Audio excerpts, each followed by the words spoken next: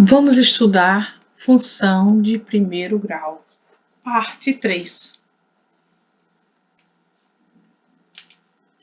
Função é uma regra matemática que relaciona cada elemento x de um conjunto A a um único elemento y do conjunto B.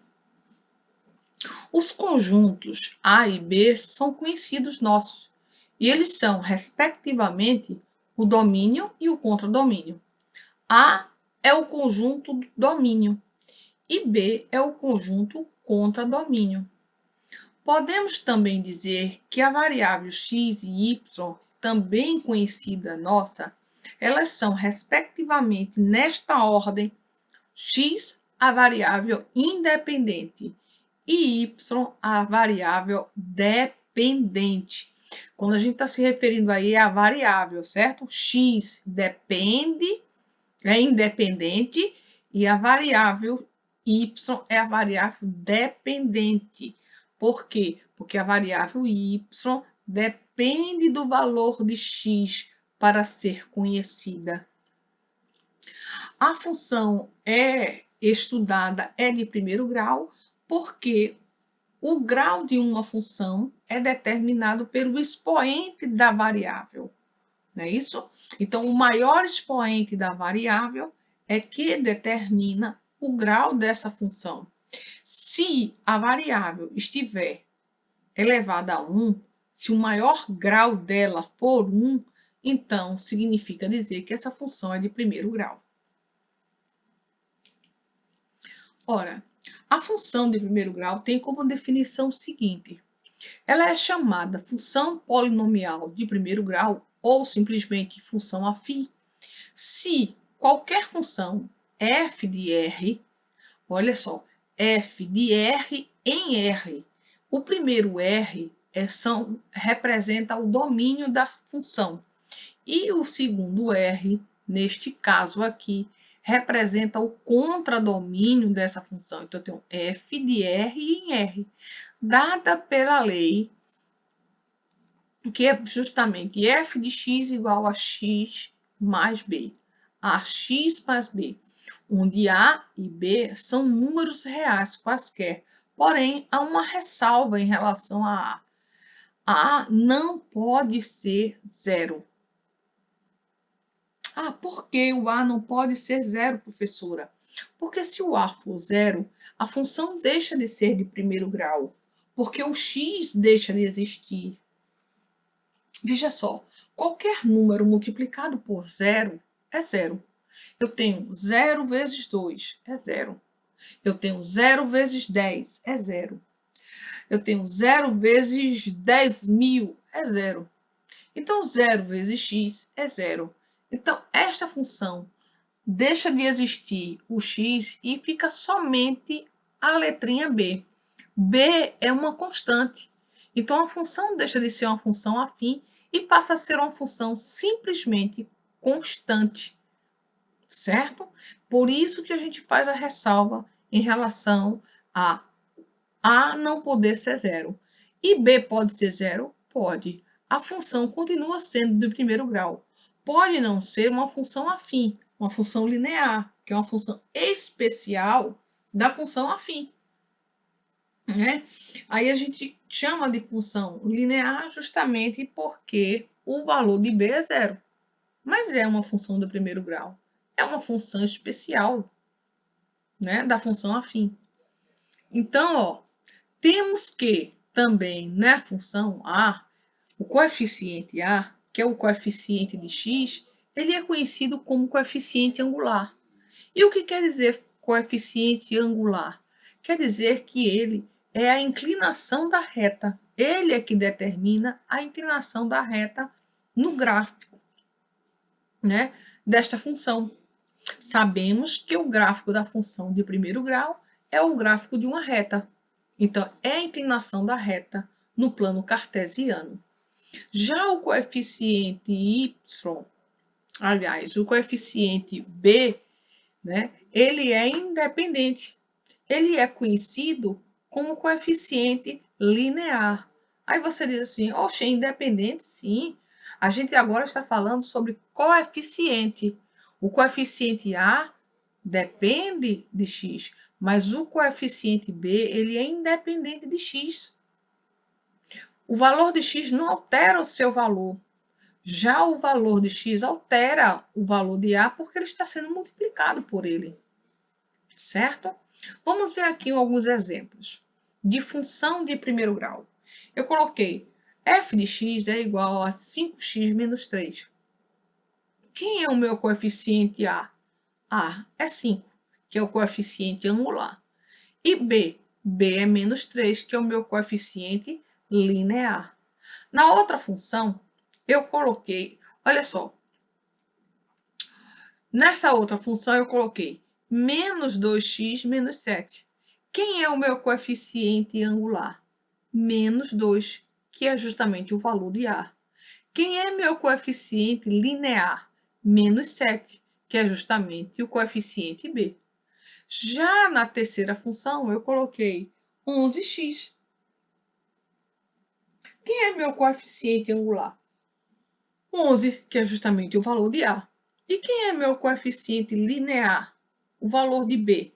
É zero. A gente não está vendo valor nenhum ali. Sim, quando ele não existe ali, subentende-se que ele é zero.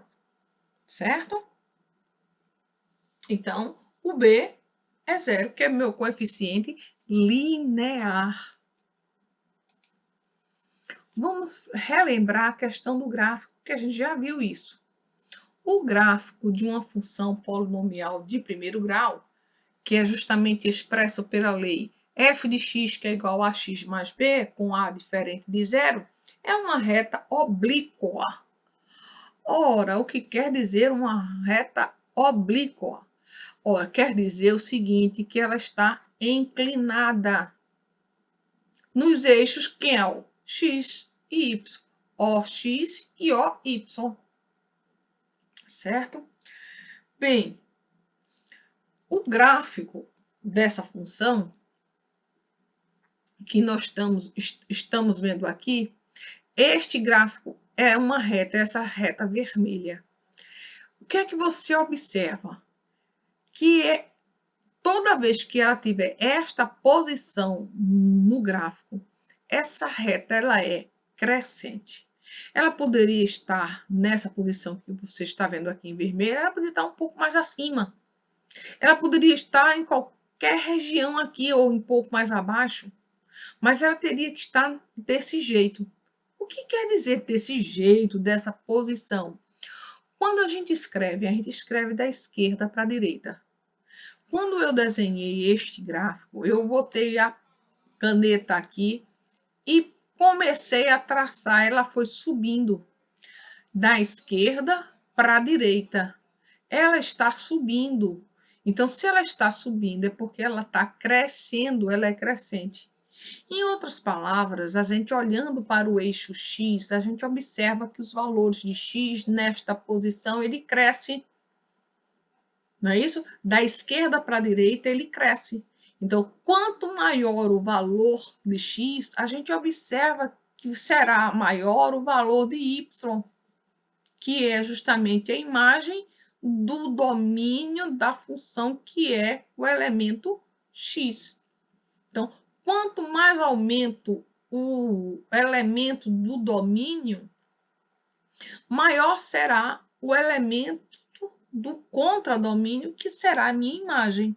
Então, quanto maior o valor de x, maior será o valor de y.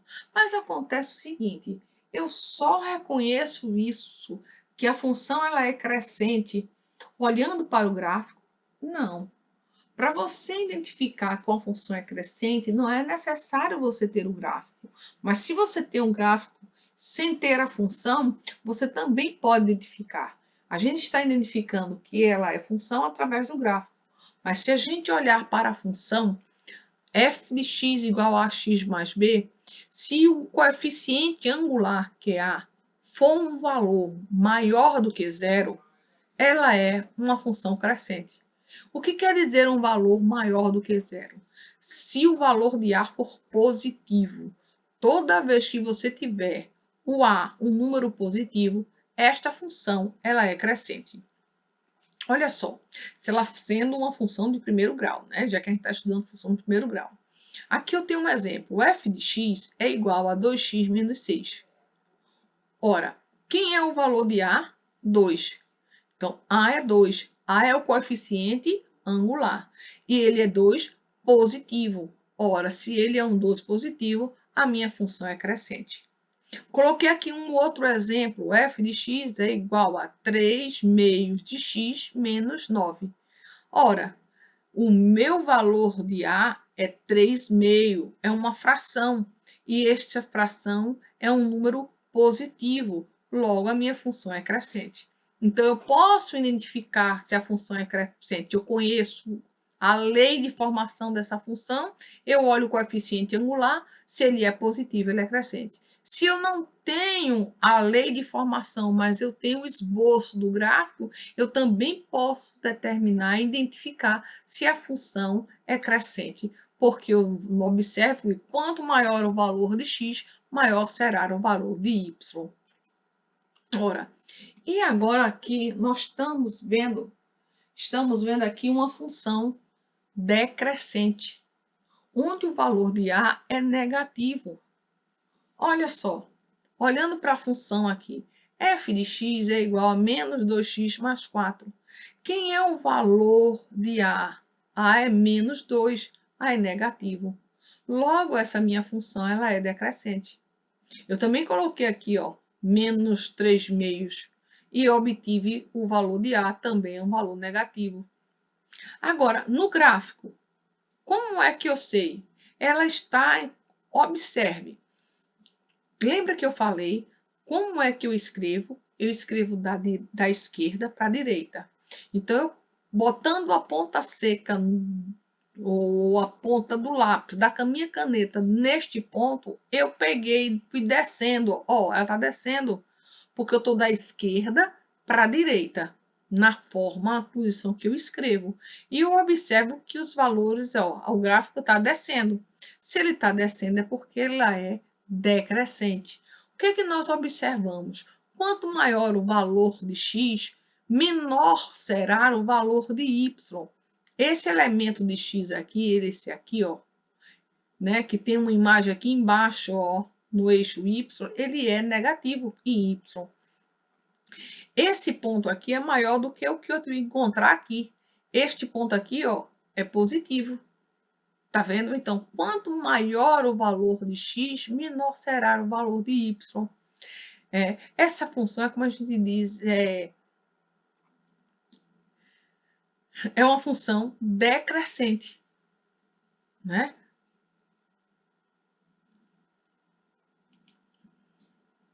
Agora vamos ver o seguinte: raiz ou zero da função. Como é que a gente verifica essa questão? Raiz ou zero da função? A gente já sabe como calcular. A gente já falou sobre este assunto, né? Mas nós fazemos questão de fazer mais uma ênfase. Se por acaso a gente tiver alguma dúvida, a gente ainda pode tirar. Ora, para determinar o zero da função, o que é que a gente deve fazer? A gente deve igualar f de x ou y a zero. Se a gente faz isso, a gente tem condições de, a partir desse momento, isolar o elemento x e identificar quem é o valor do zero da função. Porque o zero da função é o valor de x. Certo? Então, o zero da função, ele está no domínio dessa função. E outra coisa, o zero da função nem sempre é zero. A gente não, é zero da função, então é zero. Não, não, não. Ele é um número real qualquer. Ele pode ser um número positivo, ele pode ser um número negativo, ele pode ser uma fração positiva ou negativa, ele pode ser uma raiz, né? Ele pode ser um número irracional. O que representa isso, então? O zero da função, já que ele não é um zero, ele é um número. Ele é o seguinte, ele é um número real que quando eu substituo na função, eu encontro y zero. Ele zera y. Isto caracteriza o zero da função. Ele é um número que torna y igual a zero. Y é a imagem de x. Então, ele é um número real qualquer que tem a imagem lá no contradomínio zero. E como é que eu encontro este zero da função? Quando eu faço y igual a zero, que é justamente isso que eu quero encontrar, qual é o número x que vai dizer, que vai tornar y igual a zero? Então, eu pego a função, né, igualo ela a zero, então eu fico com uma equação de primeiro grau, e a partir daí eu vou isolar x. Esse b ele está positivo. Ele vai passar para depois do sinal de igualdade com o sinal oposto, como se eu tivesse. Ele está somando e ele passa com a operação inversa, oposta, que é a subtração. O A aqui, ele está multiplicando. Ele passa para depois do sinal de igualdade dividindo, né? Que é justamente a operação inversa da multiplicação. Então, o zero da função será sempre menos o coeficiente B dividido pelo coeficiente A. O coeficiente linear dividido pelo coeficiente angular. Toda vez que eu fizer menos a divisão do coeficiente linear pelo angular, eu tenho justamente o zero da minha função. Né? Então, esse zero da função, esse valor de x, ele está aqui, ó, em cima do eixo x, porque ele é zero. Ele é um número, mas ele torna y igual a zero. Se ela tiver esta posição, tá vendo aqui, ó? Pode estar aqui, nessa posição aqui, pode estar nessa, pode estar em qualquer posição. Se por acaso ela, da esquerda para a direita, ela sobe, ela é uma função crescente. Então, significa dizer que o valor de A é positivo. Neste outro exemplo, você está vendo, ó, da esquerda para a direita, ela está descendo. Significa dizer que essa função ela é decrescente. O valor de A é um número negativo. Certo aí? Aqui é onde está localizado o zero da função, em cima do eixo x. E como é que eu faço para determinar o zero da função? Simples, igualar y ou f de x, porque vai depender de como essa função foi apresentada para você. Você vai dizer que esse valor é zero e a partir daí você isola x. Quando você isola x, o valor numérico que você encontrará para x, esse será o zero da função. Então, ó, eu dei aqui como exemplo, f de x é igual a 2x menos 6. O que eu vou fazer? Eu vou dizer que f de x é zero. Então, eu tiro f de x e coloco zero. Ora, eu coloquei depois de 6 na igualdade? Sim, eu posso tanto colocar a igualdade igualar a zero depois do número 6, como antes do número 2x. Tanto faz. O que eu vou fazer agora é isolar, é deixar o x sozinho. Eu tanto posso dizer 2x menos 6 é igual a zero, como dizer 0 é igual a 2x menos 6. Eu vou pegar agora esse menos 6 e vou deslocar para depois do sinal de igualdade. Como ele está com sinal negativo, está subtraindo, ele vai passar para o outro lado com sinal positivo, somando, se por acaso tivesse alguma coisa. Mas como é zero, ficou apenas o 6. Esse 2, ele está multiplicando, ele vai passar para depois do sinal de igualdade dividindo. Então, vai ficar 6 dividido por 2. E quanto é 6 dividido por 2? 3. Muito bem. X é igual a 3. 3 é o zero da minha função. Está vendo que ele não é zero? Mas quando eu substituo ele aqui na função, ele vai dizer que f de x é zero. Ó. 2 vezes 3, 6. E 6 menos 6, 0. E f de x é zero, como foi colocado aqui. Então, é por isso que ele é chamado de zero da função. A minha função poderia estar representada desta maneira, como também poderia estar representada como y. Y é igual a 3x mais 27. Tá vendo? Então, o que é que eu vou fazer? Eu vou dizer que y é zero. Eu vou igualar y a zero. Eu tiro o y e no lugar dele eu coloco zero. Tanto posso colocar igual a zero depois do 27, como poderia colocar antes. De preferência, a gente sempre usa assim. Desloca o 27 para depois do sinal de igualdade, ele está com sinal positivo, passa com sinal negativo, ou no caso ele está somando, passa subtraindo, mas não tem o que subtrair, ele ficou sozinho com sinal negativo. O 3 que está multiplicando passa dividindo, e essa divisão vai dar menos 9, porque é menos de 27 dividido por 3 dá menos 9. Menos 9 não é zero, mas ele é o zero da função. Ele é o número que, ao substituir aqui no lugar do x, vai dizer que y é zero. Ó. 3 vezes menos 9 dá menos 27. E menos 27 mais 27 é zero. Agora nós vamos esboçar o gráfico de uma função do primeiro grau. Ah, é também muito fácil. Foi dado esta função, f de x é igual a 3x menos 1. O que a gente vai fazer? A gente vai lembrar de uma coisa. A gente acabou de encontrar o zero da função, não foi? Como é que a gente encontra o zero da função? A gente diz que f de x é zero, ou no caso, y é zero. Olha só, se y é igual a zero, nós vamos ter o valor de x como 1/3. Será? Vamos verificar. Eu vou dizer que f de x, né, que no caso é y, é igual a zero. E vou deslocar esse menos 1 para depois o sinal de igualdade ficou 1. E o 3 que estava multiplicando passa dividindo. Então, aqui, ó, x é igual a 1/3. Primeiro eu coloco o valor de x, que é um par ordenado, e depois o valor de y, que foi justamente o valor que eu igualei à minha função, porque eu disse que era y da zero. Eu coloquei y zero para saber quem era o valor de x, o zero da função. Então, este é o ponto. Já encontrei um ponto. Este ponto, né, que é o zero da função, ele está onde? Ele está no eixo x. Eu preciso agora saber um outro ponto, porque por 2 pontos passa uma e somente uma reta. Eu só preciso determinar 2 pontos. Eu posso encontrar infinitos pontos para traçar a minha reta. Mas por 2 pontos, conhecido 2 pontos, eu passo uma e somente uma reta. Qual é o outro ponto que eu vou encontrar? Olha só. Lembra que eu coloquei aqui y igual a zero? Eu agora vou dizer que o x é que é zero para encontrar o y. Por que eu faço isso? Porque eu quero saber qual é o ponto que está em cima agora do eixo y.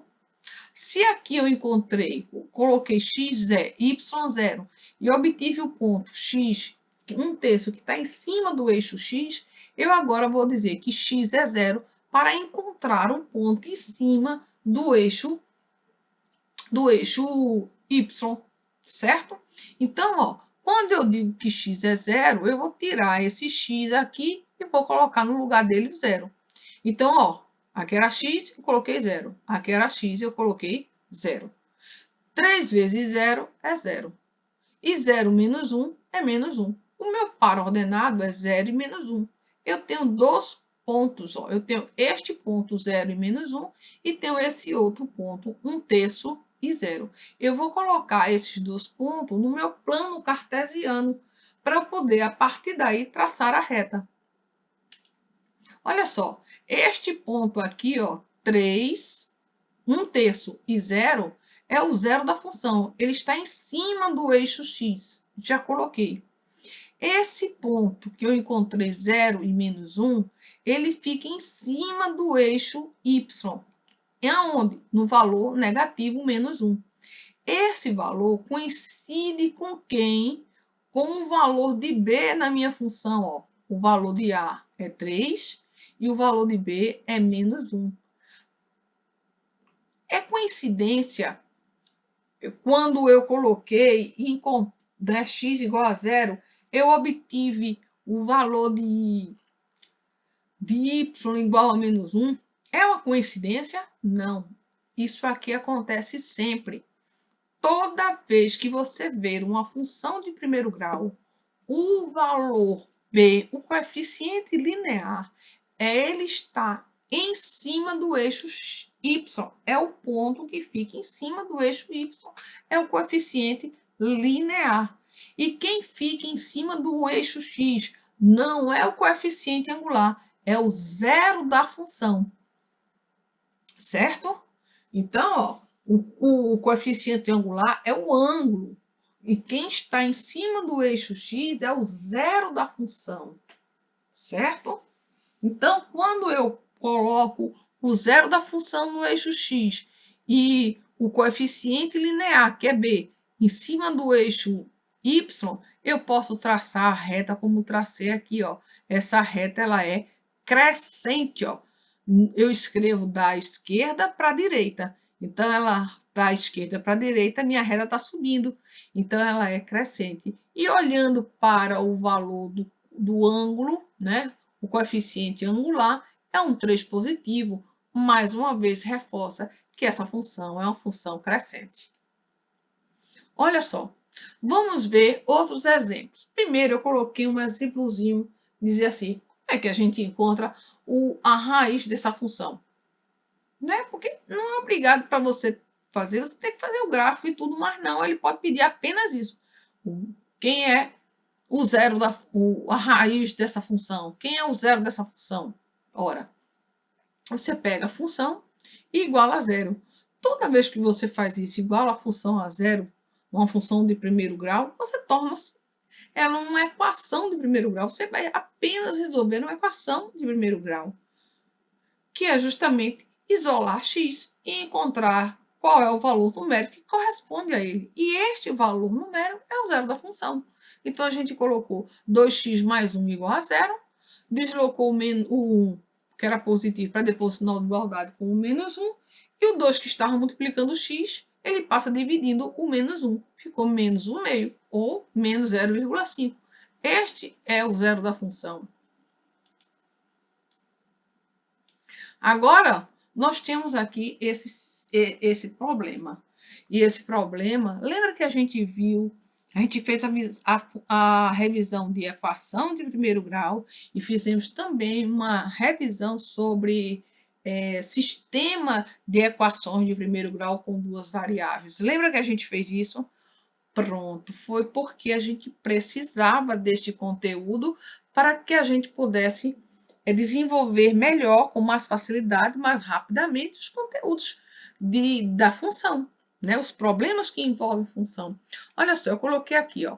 O esboço do gráfico a seguir mostra a relação linear entre o custo em reais da população da produção de X coletes de segurança, se forem gastos R$ 2.000 na produção de um lote de coletes.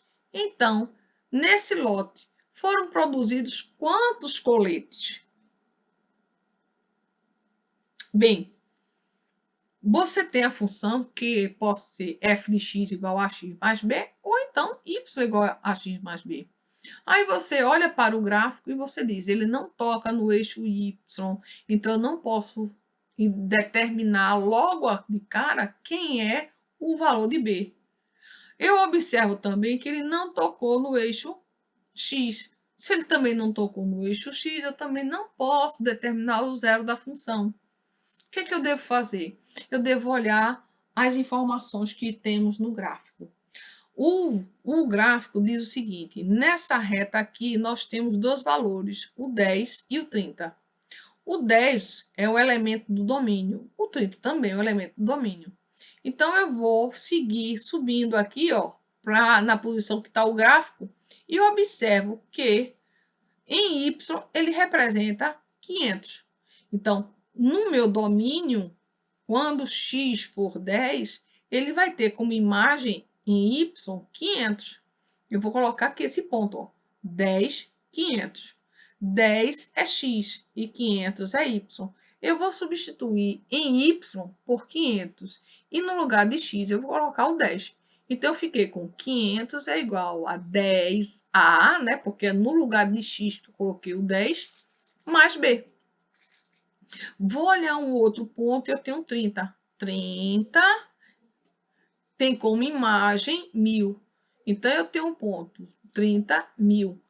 30 é x, primeiro valor de x, e 1000 o valor de y. O que é que eu vou fazer? No lugar de y, eu coloquei o 1000. e no lugar de x eu coloquei quem? O 30. Eu formei esse sistema de equações com duas variáveis. Quais são as variáveis? A e B. Isso é um sistema, porque eu tenho duas equações com duas variáveis. Agora, o que é que eu devo fazer? Eu vou fazer pelo método da adição. Pode utilizar adição ou pode utilizar substituição. Você viu que a gente já estudou esse assunto. Ora, eu observei e eu quero tirar a letrinha A. Eu quero eliminar A. Poderia eliminar B? Poderia. Você sabe que eu sempre digo a você, pegue a mais fácil. Então, era mais fácil eu multiplicar tudo isso aqui por menos 1, iria diminuir meu valor e encontrar primeiro o valor de A. Mas eu não quis fazer isso. Eu quis primeiro tirar o valor de A, mesmo que ele fosse maior do que o valor de B. Ora, o que é que eu observo? Aqui eu tenho 10 e aqui eu tenho 30. Para ter 30 aqui em cima, eu preciso multiplicar por 3. 3 vezes 10 é 30. Mas se eu multiplicar por um 3 positivo, eu não elimino. Quando eu somar essas duas parcelas, eu não elimino 30. Porque aqui é positivo e aqui é positivo, vai ficar 60. Então, eu preciso multiplicar o 3, no caso, por menos 1. Ele não pode ser 3, ele tem que ser menos 3, porque menos 3 vezes 30, vezes 10 vai dar menos 30. E aí sim, eu elimino 30 com 30. Eu só vou multiplicar o 10 pelo menos 3? Não, eu tenho que multiplicar tudo. O 500, o 10 e esse valor 1 que está na frente do B. Para que a igualdade permaneça, eu tenho que multiplicar todos os elementos que estão representando esta equação. Então, fico com menos 3 vezes 500 dá menos 1.500. Menos 3 vezes 10 dá menos 30. E menos 3 vezes B vai dar menos 3B. A equação de baixo, eu não multipliquei por nada. Eu não sou obrigada a multiplicar as duas, não. Eu posso multiplicar apenas só uma. Eu multiplico as duas quando eu preciso, quando é necessário multiplicar também a segunda pelo número, para que eu possa eliminar uma com a outra, certo? Como não é necessário, eu já observei que multiplicando essa equação por menos 3, eu elimino o A, então pronto, é só isso que eu vou fazer. Então, repetir aqui a segunda e agora vou aplicar a soma. Ora, quando eu tenho números com sinais iguais, eu somo. Dois números positivos dá um número positivo, dois números negativos eu somo e dá outro número negativo. Mas quando eu tenho sinais contrários, eu subtraio. Então, 1.500 menos 1.000 vai dar 500. E o sinal que eu vou colocar é do valor maior em módulo. Então, 1.500, esquecendo o menos dele, ele é maior do que 1.000. Então, prevalece o sinal dele. 30 menos 30 desaparece. E 3B menos B vai dar 2B. Como B, 3, menos 3 é maior do que 1, então prevalece o sinal negativo. Eu agora vou apenas passar o menos 2B para essa posição e o menos 500 sem alterar o sinal dele, tá vendo? Tá do mesmo jeito. Eu agora vou multiplicar tanto o menos 2B como o menos 500 por menos 1. Para ambos agora vão ficar positivos. O 500 poderia até ser negativo. O que não pode ser negativo é B. Certo? É a variável. Por isso que eu sou obrigada a multiplicar por menos 1. Para tornar essa variável aqui, ó, positiva. Agora, esse 2 que está multiplicando passa dividindo e eu tenho como valor de B igual a 250. Bem, encontrei B, mas era só B que ele queria encontrar? Não, eu preciso formar esta função. Então, agora eu vou fazer o seguinte. Eu vou pegar a função e no lugar de A, eu vou substituir por quem? Ó, eu peguei aqui a função, arrumei, tá certo? No lugar de B, eu coloquei 250, certo? Arrumei ela, coloquei 10A mais 250 e o 500 depois do sinal de igualdade e vou deslocar. 250 para cá, ficou 500 menos 250, deu 250. E o 10 que está multiplicando, passa dividindo, deu justamente quem? 25. O valor de A é 25. Agora eu pego a minha função e agora eu substituo. O valor de A que eu encontrei foi 25, coloco 25 vezes x. E o valor de B a gente já tinha encontrado, que era 250. Esta é a minha função. Mas foi essa a pergunta que ele fez no problema? Não. É de grande importância a gente ler o problema para a gente entender. Vamos voltar para o problema, porque ele disse o seguinte, ó. Se forem gastos R$ 2.000 na produção de um lote de coletes, quantos coletes eu vou produzir? Então, é justamente isso que a gente está fazendo. No lugar de Y, que representa o gasto, que representa o dinheiro, porque X é a quantidade de coletes, eu coloquei 2.000 no lugar de Y. Então, agora eu vou arrumar, vou botar 25x mais 250, que é igual a 2.000. Esse 250 passa para a deposição de igualdade, vai subtraindo. É 2.000 menos 250 dá 1.750. O 25 que está multiplicando passa dividindo o 1.750 e essa divisão dá 70. 70 é a quantidade de coletes que foram produzidos. Então, letra C, como a gente pode ver aqui, ó, letra C, 70 coletes, certo? Agora, o que é que a gente vai? Agora a gente vai para a sala do Classroom, certo? Agora, depois desse momento maravilhoso de estudos, a gente já pode ir para a sala e fazer a nossa atividade, tá certo? Eu espero, eu desejo muito que vocês tenham sempre um bom desempenho. Se vocês ainda tiverem qualquer dúvida, volte para as aulas, assista novamente o vídeo. Se achar melhor, pode pegar o slide, né? Porque eu estou enviando também o slide, porque tem gente que gosta de olhar mais, ficar olhando, pronto. Tá do jeito que você quiser. E depois que você fizer tudo isso, você vai para a sala, tá certo? De que entendeu, vai lá e vê o exercício e vai fazer. Tá bom assim? Então, que Deus proteja a todos e até o próximo vídeo. Fica com Deus, gente.